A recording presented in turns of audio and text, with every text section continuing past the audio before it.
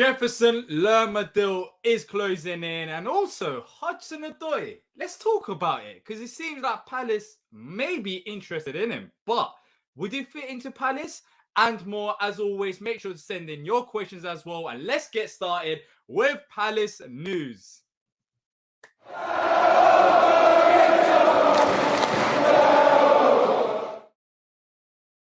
What's going on, people? Welcome to Live Palace News. It's me, D, to guide you through the latest Palace news.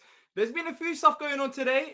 Jefferson Lerma officially has left Bournemouth, and there's an update on his situation with Palace. There's also an update on Callum Hudson Odoi from Chelsea and whether he would fit into Palace. Look, before we get started, if you do enjoy the show, make sure to leave a like and subscribe to not miss out on future Palace content. It seems like our first signing is going to be happening relatively soon. The weather's nice outside. I guess it is wherever you are in the world as well. Days are getting longer, and for Palace, things are looking on the up.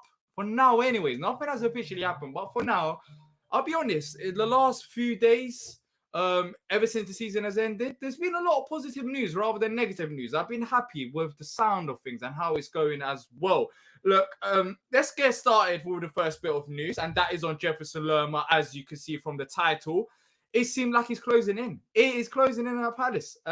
According to Fabrizio Romano, Jefferson Lerma has, this is not according to him, it is official, Jefferson Lerma has left Bournemouth, so he's officially now a free agent, and it seems like Palace are closing in on him, on an agreement to sign Lerma, waiting on the final details. That's where we're at right now. According to Romano, final details with Jefferson Lerma.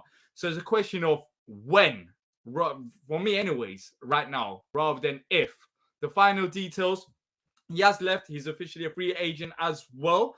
The only negative, in my opinion, is the kit. Like, the kit is growing on me. I'll be honest, the kit is growing on me. But look, we'll talk about the kit and more later on. By the way, if you have any questions that you want answered towards the end of the show, send them through. I'll pin it and then we'll talk about it towards the end as well. But look, Jefferson Lerma, it seemed like it's going to be happening. It's a question of when. For me, with Palace, we know how this club operates. I don't expect us to sign it tomorrow and everything's sealed and he's holding the kit and he's smiling and Joachim Andersen's there. I don't expect that to happen tomorrow, but there's no rush. There's no rush. At the end of the day, if it goes down to the final details, I don't mind us taking our time because, you know, there's still a while till the season starts. And as long as Lerma is here for pre-season, then it doesn't make a difference if we sign him today or we sign him a month later, in all honesty. Of course, you don't want to lose him to other targets, but as long as there's a verbal agreement there and he's going to sign, then that's all that matters. But look, I'm excited about this. Of course, I'll talk about this more when we do officially sign him. But I think this is a very positive move by Palace. And I said this before when he was first announced that Palace were closing in on him.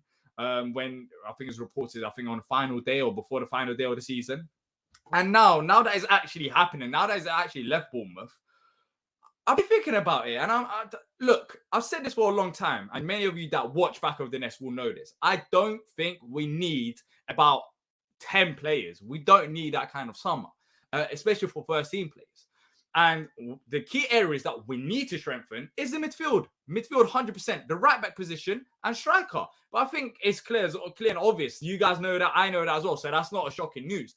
But talking about the midfield, I talk about Lerma in particular. I do think he fits right into this Palace side. He's got that experience. And I feel like at times as fans, we can talk about signings and talk about youngsters and develop them on to sell them off for higher value. But you also can't get rid of complete experience as well. Now, we're losing Luka Milivojevic in midfield, right? And we're also losing James McArthur. Both of those players, forget about footballing ability. Off the field, we're losing experience there. And I'm not saying Jefferson Lerma is going to be a leader off the pitch. I can't say that. I don't think anyone here knows that as well. Because we don't know about Jefferson Lerma. How is that Bournemouth? Maybe you guys do, but I don't. I don't personally. I'm not going to lie here and say Jefferson Lerma is a leader. I'm not going to say that. But what I do know is age and his experience playing in the Premier League, that's going to be vital. That is going to be vital for us going forward. But not on top of that, he's quality. I mean, we're talking about a player that Palace are going to get for free. there's fees involved. I get that. But transfer-wise, we're not paying a transfer fee for this player. We're getting a player for free that cost Bournemouth about £25 million. And also, by some of their fans, they're saying he's a legend. So he's highly regarded at Bournemouth. And they're in shock. I spoke to a Bournemouth fan, Sam, from Back of Their Net, the Bournemouth YouTube channel. Make sure to check out for great Bournemouth content. And he was shocked. He's saying if he's leaving Bournemouth, he's going to Spain. So we're signing a quality player on a cheap deal. So I think this is a positive move on the right step. Let Palace take their time. I'm not going to say, oh, why haven't we signed Lerma? Why is it not? No, it's fine. We're not in preseason. Once preseason starts, then I'll be like, come on, guys, let's get started. Let's not take our time with Lerma. But it literally doesn't make a difference if we sign Lerma today or if we sign him tomorrow or on June the 30th. As long as, July the 1st, Lerma is a Palace player, then that's what that cares about. And it seems like it's going to be a good deal for us. That's how I feel. Let me know what you guys think in the comment section as well, because I'm actually excited about this. I'm enjoying the weather today. I'm enjoying the news. It feels good. It feels good now that the season is over because it's about looking forward. And this is a player that we're not signing just because he's free, but it's a player that we're signing because he's quality. The freeness is just an addition. For in my eyes, anyways, it's perfect. It makes it even better that he's free. Let's go through some of the comments as well. Sorry, I went on a little tangent about Lerma. You can see how excited I am about him. And hopefully he does work out because after all of this praising, imagine he doesn't work out. Gaka, even in only negatives, the kid. Good signing, says Isaac. So Isaac agrees as well. Also, before we move on, props to Isaac because Isaac was on here about last week, I think it was, on Palace News, telling us, it was on award day, telling us about the kits, and he got it spot on. So credit to Isaac about that. Caleb says kit is decent. Hudson Odoi, look, we're going to be talking about Hudson Odoi in just a second, and that is an interesting one. Lerma is good vibes. Hudson Odoi, we can be a bit more serious about that because there are some question marks about that I want to ask you guys and find out what you guys think as well with Hudson Odoi. Lerma and the core midfield is a fire. Lerma, Decore midfield, and on top of that, you add Eze there. I think that's the perfect three right now. I think Lerma can play as a number 8. He doesn't have to sit deep as Decore does at times. And I feel like it opens opportunity for Decore to push forward if we do sign Lerma. Because both of those players are technically gifted that they can push forward and also defend our own box as well. They can play as number 8. I think Decore is more of a number 6, but Lerma is 100% a number 8. So you got number 10 there with Eze. You got Lerma there with number 8. Decore is number 6. Delicious, lovely, great vibes. That's what you want. You want that perfect midfield. And this season, that's been one of our main weak points. We haven't had that balance. I know Will Hughes has come in when Roy's been our manager, but if you look at throughout the season, I think that's been one negative. We haven't been able to find that midfield balance. I think people that's been saying that Lerma is going to come in and it's going to be a backup to Decore. I'm sorry to disappoint you, but there's no way that should be happening. If that does happen, that would be absolutely crazy. Lerma is not a backup to Decore. Lerma is good enough to start in the Premier League for Palace, 100%. And I do think he will be starting. I'll be very shocked if he doesn't play for Palace. Let's just say that. Our midfield, is it complete now? Now, let's talk about this. We praised Lerma. It seemed like it's going to be a good deal. We'll be even happier once it's announced. But let's get a bit more serious about the midfield situation. What do you guys think about it? So for me, that midfield 3 is complete, but we lost Maka, we lost Luka. So you bring in Lerma, which fills in one gap. But do you guys think we need to sign a bit more in terms of depth? And when you talk about signing, it might even not have to be a signing. It could be the academy players. I think David Ozo is the next one coming through. And I think midfield is one of those areas where you can look into it and you can ask questions. For example, Eze is our number 10, right? He's our creative player in that midfield 3.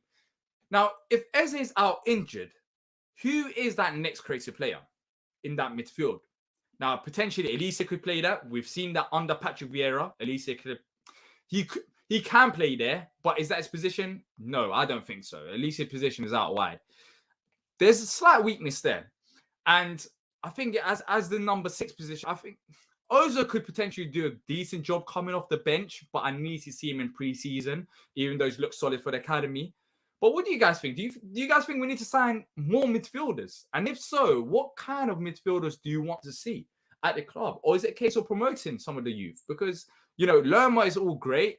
I think for first team ability, but there's questions about depth as well. Is our depth sorted? Potentially. Look, Will Hughes is there. So we've got Will Hughes, we've got Eze, we've got Decore, we've got Lerma. Let's say Lerma is here at Palace. Knowing Palace, there's a chance it might not happen. But let's say Lerma does sign for Palace and everything goes accordingly.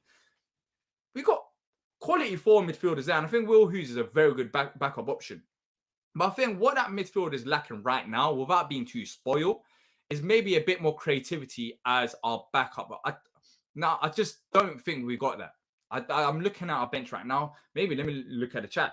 Let me see what you guys are saying. But I don't think we've got that creativity in that midfield for backup to Eze. And that might come from the academy because I don't think you really do sign them type of players. And I don't expect us to sign a backup to Eze anyways. Isaac says he's scored some great goals too. Yeah, I mean, we've seen it first time, haven't we? With Lerma scoring against Palace. He's done that a while ago. He goes straight into the starting 11. Lerma was on £55,000 a week at Bournemouth, so not going to put up the wage bill too much as well. I expect his wages to go up because he's in his peak. He's in his prime. He's got that Premier League experience. He's also, as I said, he's also had opportunities from abroad, so he couldn't move abroad. So even if it's by, I don't know, maybe 10,000, 15,000, I do expect his wages to go up. But even if it does go up, let's say Lerma's on £70,000 a week, it shouldn't be a major issue because we've got rid of players in the first place as well. So, it's a free transfer. You can't have it always. You can't have a player on a cheap deal with low wages. I think you have to be realistic about it. Would you rather have Callum Hudson Odoi or Jack Clark? We're going to talk about Hudson Odoi in just a second. I personally think we could still use another for the midfield. Sambi for depth, respectfully, no, because I don't. And rather than Sambi, I'd rather have Will Hughes play in midfield. I don't think Sambi could be something different, in all honesty. I think Sambi is not a bad player, don't get me wrong, but there's nothing special about Sambi. I'd rather keep Will Hughes. And Sambi could go to Burnley for all I care about. Is there space for Connor? Look, if we're signing Lerma, let's. I was a massive Conor Gallagher fan, but there's a reality to this situation as well. Gallagher is a system player. I'm not saying he's a bad player, but he's a system player. If we still had Patrick Vieira, we could be discussing this. And maybe under Potter, you could be discussing it because Potter knows, if Potter was to join, Potter knows Conor Gallagher, right? But I think it's time to move on. I think it's time to move on collectively. And that's coming from someone that was begging for Conor Gallagher to sign for us because as we've seen it this season, we missed him massively. But if we're signing Lerma, if we talk about Eze midfield and Decore there, where does Conor Gallagher really fit into this midfield? Now, one player has to miss out. So it might be a question of, does Conor Gallagher start? Lerma's on the bench. I mean, it'll be a very good depth option, but we have to also be realistic. We've got other positions to solve. So for me, I'd rather move on from the Conor Gallagher situation because I don't think it's going to be cheap, even though Chelsea are looking to sell. And also, if we do sign Lerma, we don't really need Gallagher, do we? That's in my opinion anyways. I think Sambi has something to him, but would be a bargain. Yeah, Hamada, jeez, I'm forgetting about him. How can I forget about Hamada? Hamada's option. I think technically Hamada, Will Hughes, Decore, Luca, Eze, still, no, not Luca. Luca, Decore, Lerma, not Luca. Yeah, I think we got a midfield option there, but I think our midfield still lacks that one creative player that's coming off the bench. I do think that. But then again, I'm not going to get onto the recruitment team if we don't sign that player because we have to also be fair as well. We've got other positions to solve before we talk about depth option, especially for creative player.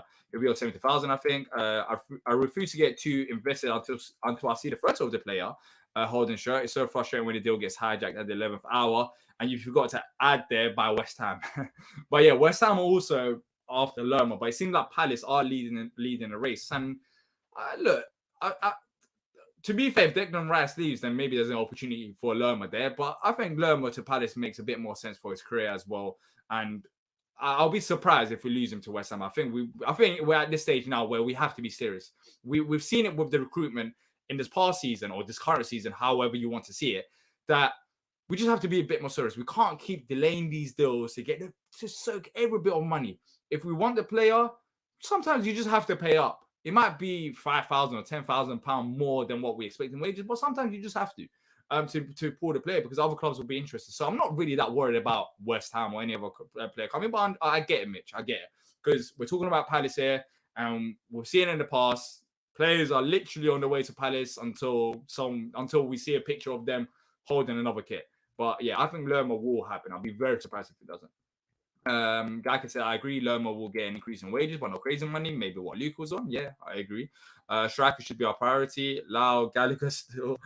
We need a right back, maybe a left back. If you guys have watched yesterday's episode with T, linked with Lewis Hall, which is interesting because I do rate him heavily, and that makes it, especially on a loan deal. Let's say Potter comes in, that's another player that Potter knows. Would be interesting. Lerma and a right back and a striker needed. Agree.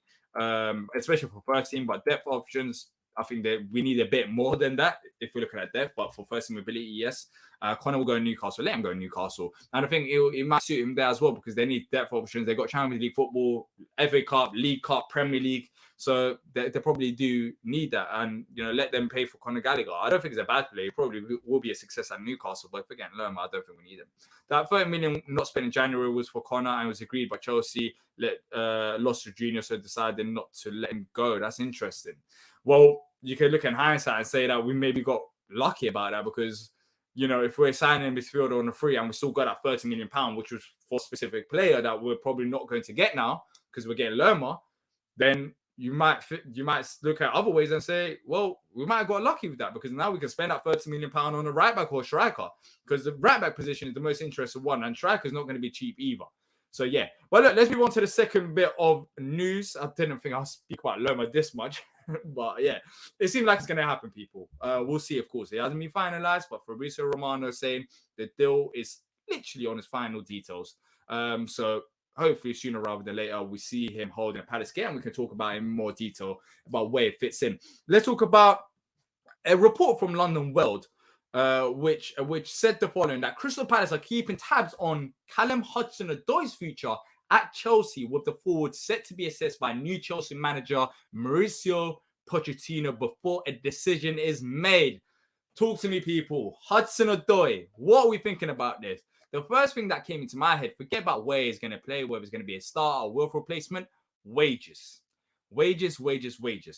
And the reason why wages is a concern is because I remember not too long ago, Hudson Odoi was linked with Bayern. And Chelsea really wanted to keep him. So they gave him a very nice deal. Now, that's a massive question mark. Look, this is not suggested by any means. The report is not suggesting, and I don't think it's the case anyways, that by any means that we're closing in on Hudson Odoi. It seems like we're just looking at the situation and monitoring the situation, which I think is the right thing to do because if we do lose Wilf, which we don't know yet, it's good to monitor some of these players. And once that decision is made, if Will stays, then maybe we don't need Hudson Odoi. But if he leaves, maybe we do push for some of these players. But Hudson Odoi's wages is my area of concern. And looking at how much is, because we don't know 100%. There's been various reports about his wages. I'm gonna try to get it up right now. But even apart from his wages, would you guys want Hudson Odoi at Palace because he's coming off a loan move over in Germany, which didn't work out. And that's me being nice. It just didn't work out. Bayern Leverkusen said their goodbyes to him literally before the season, a week or two before the season ended, which pretty much sums up where Hudson Odoi was at over in Germany. He's been out, look, he's only still 22 years old, so he's still fairly young. And age is on his side, and I think he fits our profile there. But look, I don't know what's happened to him because I haven't followed Hudson Odoi's career after he signed that new deal. But allegedly, that new contract that I did sign, he's reportedly on £120,000 a week. Now, look, if Wilf was to leave, we can easily say £120,000 a week. Wilf leaves, Hudson Odoi, you take his money and take over the reins. That makes sense, right? But would you guys want Hudson Odoi as a Wilf replacement? There's looking at the situation like that as well. Is Hudson Odoi good enough for a Wilf replacement? Now, I'm not saying these questions with a hint of thinking that he's not. I'm genuinely asking this question. Do you guys think Hudson Odoi is good enough to take over from Wilf? And there's another situation to look at it. We still need a left winger, left midfielder, however you want to see it, even if Wilf stays. That position needs to get addressed. And some people don't. Some people, when we talk about all these left wingers that we've been linked with, they think, oh, 100% Wilf replacement. And I get it because we have to replace Wilf, right? If he was to leave. But even if Wilf stays, we've seen it this season. Jeffrey Schlupp was our second option down the left-hand side. And we haven't had that outright left winger other than Wilf at the club. And Raksaki plays down the right-hand side. Eboué mainly plays down the right-hand side. Elise is down the right. Ayu has been playing down the left, so maybe you can use him as an option. But it would be nice to actually get a left winger that's maybe of young age that we can actually develop and grow into his potential. But before I talk about that and go into the details, let me see what you guys are thinking about Hudson Odoi. Hudson Odoi overrated, in my opinion. Jack Clark, get him. We'll talk about him in just a second. Hudson Odoi as well as Wilf. Now, let's be realistic. I don't think we're going to do that, are we? If he's reportedly on £120,000 a week and we're going to give Wilf an increase of reportedly once again £70,000 a week to £200,000 a week, Palace haven't got that money. Now, that's one thing I know for sure. We haven't got that money to pay £200,000 a week to Wilf and his backup option as £120,000. I don't think that's going to happen. I think a realistic option as a backup, if we're talking about that, might be Jack Clark, because he's not on high wages already. We could probably give him a wage boost and it wouldn't cost us too much. But Hudson Odoi as backup to Wilf, I don't think so. In all honesty, I don't think that's going to be happening. I think collectively we don't know about Hudson Odoi, hence the hesitation. Says Law. I think that's a very decent point as well. We don't know what's been happening. By the way, we're talking about a player. If you take it back and if you remove the wages and all of that, what's happened at Bayer Leverkusen, we're talking about a player that Chelsea was so desperate to keep that he was linked with Bayern Munich. I believe it was Bayern Munich over in Germany that he was linked with. And they've done whatever they can just to keep him. He was that highly rated. And there comes a time where players at a football club and it just doesn't work out. Things get stale. And look at Chelsea. For example, we've seen that with Manchester United as well. If a football club is not run properly and if there's issues going on behind the scenes, because remember, even before Todd Bowley, there was that situation with the sanctions with Chelsea and not being able to sign players and so like those problems. There's been problems going on at Chelsea longer than Todd Bowley. That impacts players. We've seen it firsthand with Wan-Bissaka and Ten Hag and now getting the best out of him. But Man United has been a toxic place. And lots of people wrote off Wan-Bissaka, for example, and said, oh, you know what? He was overrated. He's never worth £50 million. That's what I'm talking like. It's never going to work out. Man United got it to him too quick. But now Wan-Bissaka is playing for Manchester United, and he definitely does seem like there's 100% a player in him. And there's talks about Ten Hag whether he wants to keep him for next season or not. But he's now rated once again, and that's because the manager's come in. That's because the environment has changed. So for Callum Hudson Odoi and for other Chelsea players as well, that it might not be working out for him right now. I don't think it's a straight case of he's finished. Hudson Odoi is finished. I just feel like he's going through a spell in his career that things ain't just working out for him. And that's normal. He's 22 years old. And it feels like Hudson Odoi has been around for a long time as well. So I'm not going to write off Hudson Odoi and say he's finished because of what's been happening over the year, one or two seasons. Because when you look at the hype and when you look at, the potential that he had, and I think he still has, he's still got so many years to live up to that. We're talking about a player that's only 22. Now, you can play for the next 4 years. Then afterwards, you ideally in 26, 27, that's when you're going into your peak. So that doesn't put me off. But I think this doesn't happen if Juan Pochettino says, I want Hudson Odoi, because remember, the report from London World suggests that we're monitoring him. It's not like we're going to get Hudson Odoi. We're monitoring him. And if Pochettino does want him, then forget about whatever we're talking, because he's not going to be joining. That's why I don't want to talk too much about Hudson Odoi. But also, if Wilf was to stay, I think Hudson Odoi doesn't come. It's simple as that. I don't think it's a Jack Clark situation, literally. Hudson Odoi made up Chelsea's homegrown quota. Master says we paid Saka $100,000 a week. We paid Saka $100,000 a week, but at the time, Saka was probably worth $100,000 a week to us. I don't know about you guys, but I think that, because remember, when Saka first joined us, he was incredible. He was incredible. We needed another centre-half desperately, a quality one. And we just had to pay up for it. In the Hudson Odoi situation, I don't think we're as desperate as we were for the Saka situation, because even if Wolf was to leave, there are other left winger options that we could go for rather than Hudson Odoi and higher wages that are also quality. So I don't think we need to pay Hudson Odoi £100,000 a week, because there are question marks, as I mentioned, over his career. Not that I'm saying that he'll be a bad option, as I just said, but we don't have to pay Hudson Odoi £1,000 a week. It would be amazing if we pay him £1,000 a week, 100 grand a week. Chelsea rejected 80 million from Bayern to keep him. Exactly. And now I'm not going to sit here and write him off completely. Yes, it hasn't been working out for him as of recently, but there's 100% a play in him. There's 100% is. Who's that Don who knew about the new kit? He might know a thing about these rumors. He's here right now. Isaac is here. Isaac is the guy that knew about the kits, and I gave him props when the show started as well. Yeah. Let me go through some of the comments as well, because I missed a few. Trust me, I'm not ignoring them. I've just been talking and got into it too much. And missed a few comments. Shields says, what do you think about Lookman? Lookman's another player that I think we were linked with not too long ago, but nothing serious came about it. And it was like a mention rather than anything serious. But yeah, he seemed like he's doing well. He's doing well as well at Atalanta. And he could be another option as well, potentially. Wolf is staying. I agree. I don't know about you guys, but I'm more leaning towards Wolf staying than leaving. But then again, it's not 100%. I'm more like 60-40 that Wolf is staying. I think he stays now more than he goes. Because thinking about it, it's going to be his last big contract. He's reached that age now.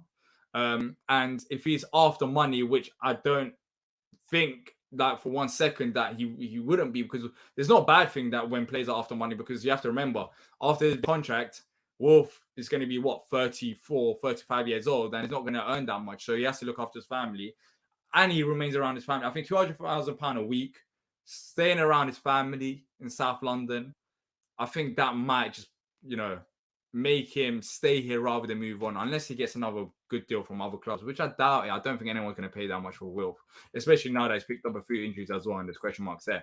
When Saka was bad, he was really bad.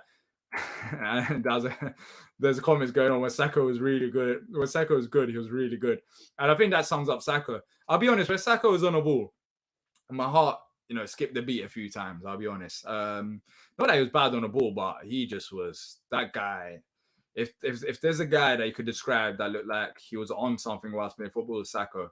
Like, he was just crazy. Like, some of the stuff that he done on the pitch, it worked. It worked for the majority of the time, but yeah, and he also picked up injuries. But yeah, Saka, I don't want to go through that stress of Saka being on the ball, but I love Saka to bits. I think he was a great player for us in the short term anyways. It's Hudson. I already answered this about Hudson Odoi being Wolf's replacement. Would you take Dennis from Forest, Nottingham Forest? No, not really. I wouldn't. I think we have to be aiming for a bit better. Chelsea fan here. Hudson Odoi would be a good signing for Palace. His passing creativity is probably his best trait. And that's coming from a Chelsea fan. Maybe that's trying to sell to us Palace fans, because you know how it goes nowadays. You have other fans that, for example, we might do that for Edward. You know how this banter goes on. Oh, yeah, Edward is a great player. I don't know if you're trolling RF. I don't know if you're serious, but if you're serious, then yeah, I agree, because his passing and creativity was the main thing when he was playing good at Chelsea, or when he was getting hyped up at Chelsea. That was the one area. Saka was a unit. Okay, interesting from RF as well. Reason he hasn't worked out, so I think he's being serious, he's not trolling us. Reason he hasn't worked out at Chelsea is mostly because of a lack of minutes and playing at wing back. Being at Chelsea for 4 years in the first team, but still doesn't have a season worth of league minutes. See, there's definitely something going on behind the scenes that we don't know about. But of course, if you're a Chelsea fan, these are stuff that you can tell us. You get it? As Palace fans, we probably, unless we look into it, we probably wouldn't know stuff like that. And I remember he was heavily hyped at Chelsea. So RF, if you're still here, do you think you could be a success at Palace? That's another question. So you're talking about his passing creativity. Looking at, of course, how we play in terms of Eze, Elise, that creativity, that flair. Do you think it fits right in?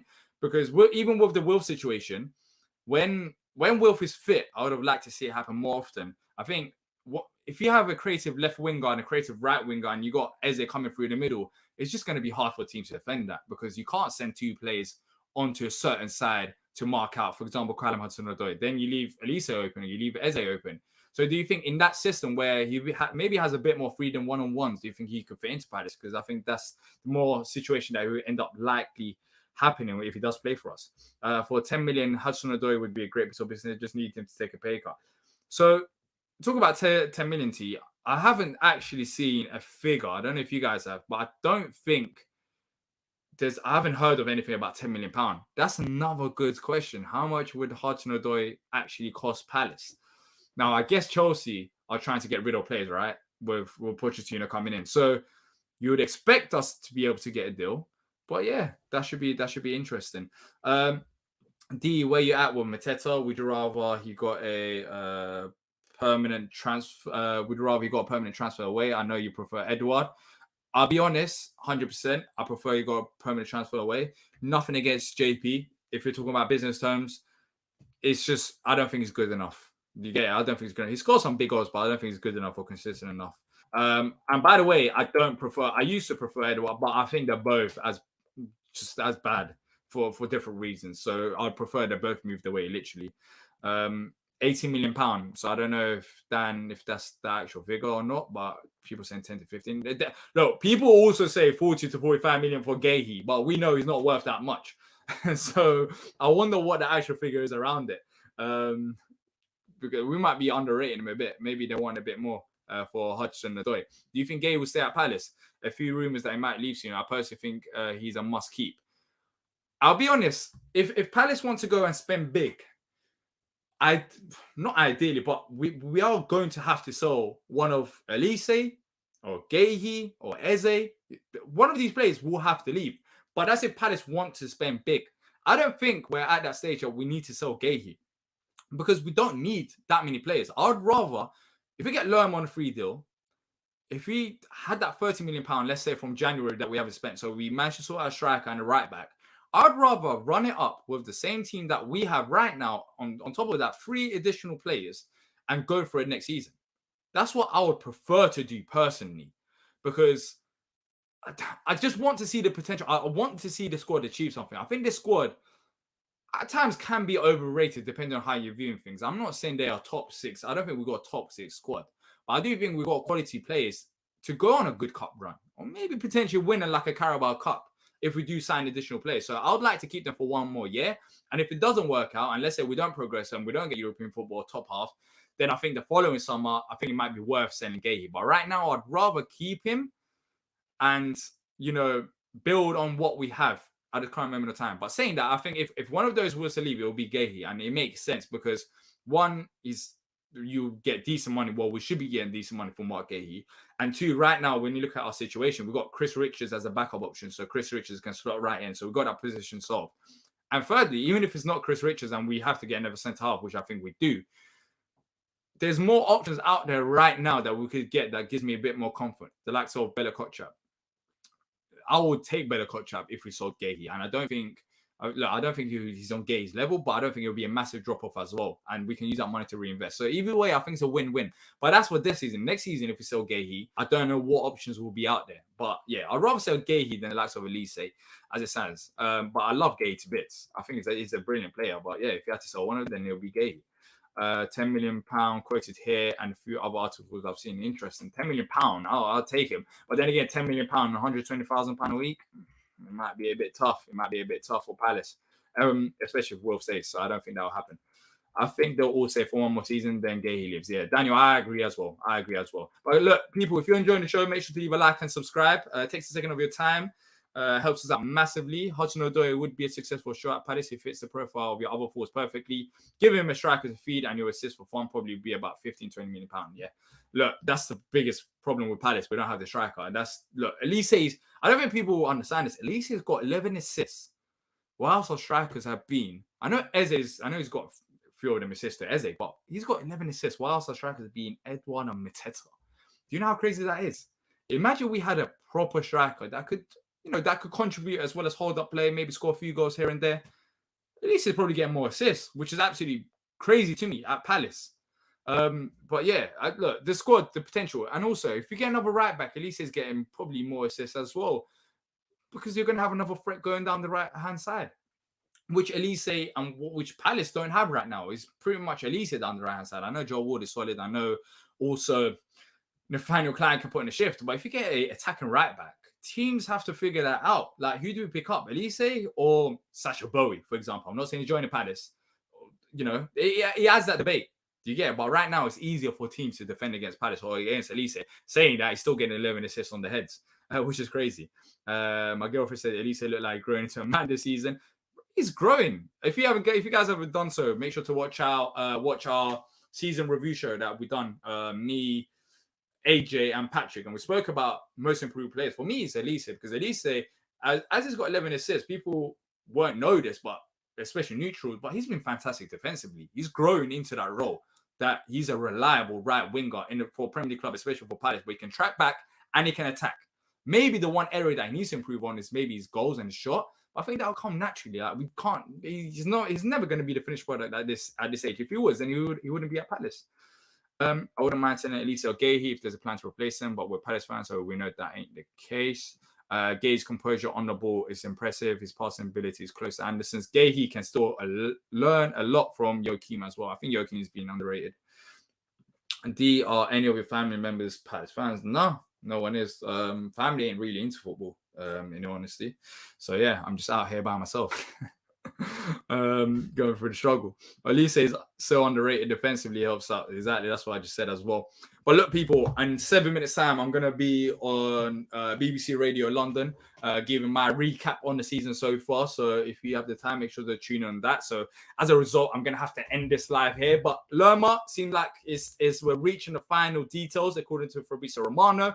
Hudson Odoi, it was an interesting discussion. We'll see what happens with that as well. As always, if you have enjoyed it, make sure to leave a like and subscribe, people. More Palace content coming your way soon. By the day, maybe. Maybe we might be back here tomorrow if there's any other Palace news. But thank you to everyone who's tuned in live and also watching on replay. And until next time, up the Palace.